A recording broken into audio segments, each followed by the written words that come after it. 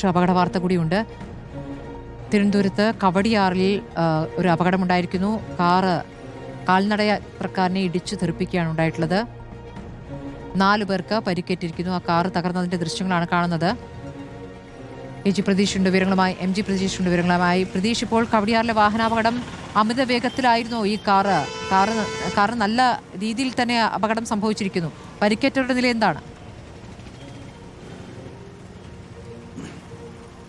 സ്മൃതി, തിരുവനന്തപുരം കവടിയാറിലാണ് വാഹനാപകടം ഉണ്ടായിരിക്കുന്നത്. കവടിയാറിൽ നിന്ന് കുറവൻകോണത്തേക്ക് പോകുന്ന ഭാഗത്ത് വച്ചാണ് അമിത വേഗതയിലെത്തിയ ഒരു കാറ് അപകടമുണ്ടാക്കിയത്. നമ്മൾ ഈ ദൃശ്യങ്ങളിൽ കാണുന്നത് ആ അപകടമുണ്ടാക്കിയ കാർ വന്നിടിച്ച മറ്റൊരു വാഹനമാണ്. ഈ വാഹനവും ഒപ്പം ഈ വഴി ആ സമയത്ത് നടന്നു പോകുന്ന ആളുകളെയുമാണ് ഇടിച്ചു തെറിപ്പിച്ചത്.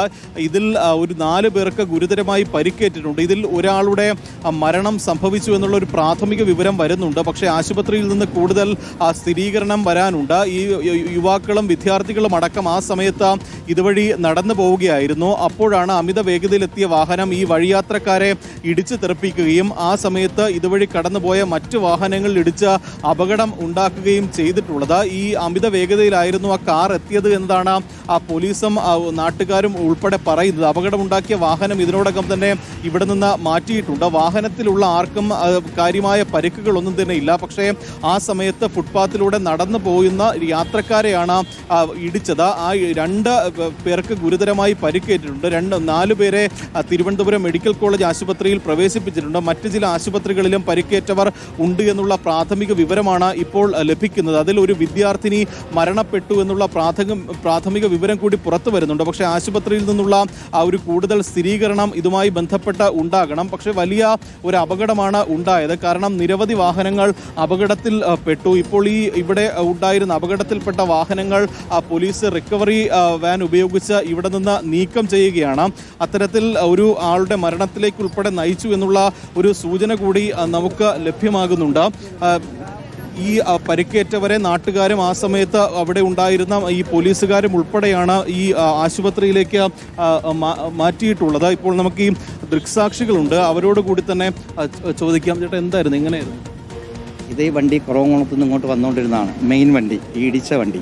അപ്പോൾ കുറവംകുളത്ത് വരുന്ന ആ വണ്ടിക്ക് വരുന്നതെന്നപ്പോൾ ഞാൻ ഫ്ലാറ്റിൻ്റെ ഗേറ്റ് കിടന്ന് പുറത്തേക്ക് വരിക, താഴേക്ക് പോവുക, കുറവംകുളത്തേക്ക് പോവുക. അപ്പോൾ വരുന്നത് കണ്ടിട്ട് ഞാൻ പുള്ളിയെ കൈയെടുത്ത് കാണിക്കുന്നുണ്ട്. ഇങ്ങനെ കാണിക്കുന്നത് വേഗതയിലായിരുന്നു, മിത വേഗതയിൽ. പുള്ളി പറയുന്നത് അവിടെ മുതലാണ് വേഗതയായെന്നാണ്. ഒരു പക്ഷേ എന്താണെന്ന് അറിയില്ല. കൈ കാണിക്കുമ്പോൾ പുള്ളി ഇത് കാണുന്നുണ്ടോ എന്ന് എനിക്കറിയത്തില്ല.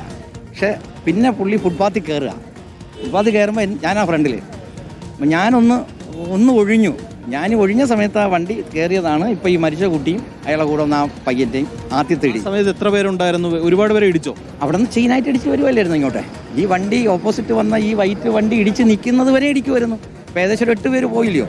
അപ്പോൾ അതിൽ 2-3 പേര് അവസ്ഥ ഗുരുതരമെന്നല്ലേ പറയുന്നത്. 8 പേരോളം വാഹനം ഇടിച്ചു. വാഹനങ്ങളിലും ഇടിച്ചു. 3 വണ്ടിയോളം ഇടിച്ചു. അതിലിപ്പോൾ 2 വണ്ടി കൊണ്ടുപോയി. ഒരു ചുവന്ന വണ്ടി ഇതാ അവിടെ ഫ്രണ്ടിൽ കിടപ്പുണ്ട്. പിന്നെ 2 വീലറൊക്കെ പലരും എടുത്തുകൊണ്ട് പോയി. ചെറിയ തട്ടൊക്കെ കിട്ടിയവരെല്ലാം പോയി. കാരണം അവരൊക്കെ ഇതാകുന്നുണ്ട്. അപ്പോൾ ഇത്രയും ആൾക്കാർ, ഇത് മാത്രമല്ല, ഇവിടെ നിന്ന് ആ കൊച്ചുങ്ങളെ കൊണ്ടുപോകാനുള്ളൊരു ഡിലേ വന്നു. അതൊരു ഭയങ്കര ഡിലേയാണ്. കാരണം 10-20 മിനിറ്റായി ഇവിടുന്ന് ആക്സിഡൻ്റ് ആയത് ഇത്രയും കണ്ണായ സ്ഥലത്തുനിന്ന് മാറ്റാൻ വേണ്ടിയിട്ട്. ഇതൊരു വലിയൊരു ആരഭാഗത്തൊന്നും അറിയില്ല, അതൊരു വലിയ വീഴ്ചയാണ്. അല്ലെങ്കിൽ ആ കൊച്ചൊന്നും ഒരുപക്ഷെ സംഭവിക്കില്ലായിരുന്നു ഇങ്ങനെയൊന്നും വിശ്വസിക്കും. സ്മൃതി, അതാണ് കാരണം ഈ കുറവൻകോണം ഭാഗത്ത് നിന്ന് കവടിയാർ ഭാഗത്തേക്ക് ഈ കാറ് വരികയായിരുന്നു. അശ്രദ്ധമായി അമിത വേഗതയിൽ വാഹനം ഓടിച്ചു എന്നതാണ് ആ ദൃക്സാക്ഷി ഉൾപ്പെടെ പറയുന്നത്. ആ ദൃക്സാക്ഷിയും വാഹനം ഇടിക്കാൻ ചെന്നിരുന്നു. ആ സമയത്ത് 8ഓളം ആളുകളാണ് ഈ ഫുട്പാത്തിൽ ഉണ്ടായിരുന്നത്. ആ 8 പേരെയാണ് വാഹനം ഇടിച്ചു തെറിപ്പിച്ചത്. അതിൽ 4 പേർക്കാണ് ഗുരുതരമായി പരിക്കേറ്റത്. അതിൽ ഒരു വിദ്യാർത്ഥിനി ഇപ്പോൾ മരണപ്പെട്ടു എന്നുള്ള വിവരമാണ് പുറത്തു വരുന്നത്. ബാക്കി പരിക്കേറ്റവരെ മെഡിക്കൽ കോളേജ് ആശുപത്രിയിലും മറ്റ് ചില സ്വകാര്യ ആശുപത്രികളിലും പ്രവേശിപ്പിച്ചിട്ടുണ്ട്. ഈ വാഹനം ഓടിച്ച ആളെ പോലീസ് ഇപ്പോൾ കസ്റ്റഡിയിൽ എടുത്തിട്ടുണ്ട്. ഒപ്പം അപകടമുണ്ടാക്കിയ വാഹനവും അപകടത്തിൽപ്പെട്ട വാഹനങ്ങളും ഇവിടെ നിന്ന് മാറ്റിയിട്ടുണ്ട്. പാലക്കാട് സ്വദേശിനിയായ വിദ്യാർത്ഥിയാണ് മരണപ്പെട്ടത് എന്നുള്ള ഒരു വിവരമാണ് നമുക്ക് ലഭിക്കുന്നത്. ഈ MVD ഉദ്യോഗസ്ഥരും പോലീസ് ഉദ്യോഗസ്ഥരും നിലവിൽ ആ സ്ഥലത്തുണ്ട്. ഈ അപകടത്തിന്റെ കാരണം ഒരു വിദ്യാർത്ഥിനി മരിച്ചിരിക്കുന്നു, ബാക്കി 3 പേർക്ക് ഗുരുതരമായി പരിക്കേറ്റിരിക്കുന്നു എന്നുള്ളതാണ്.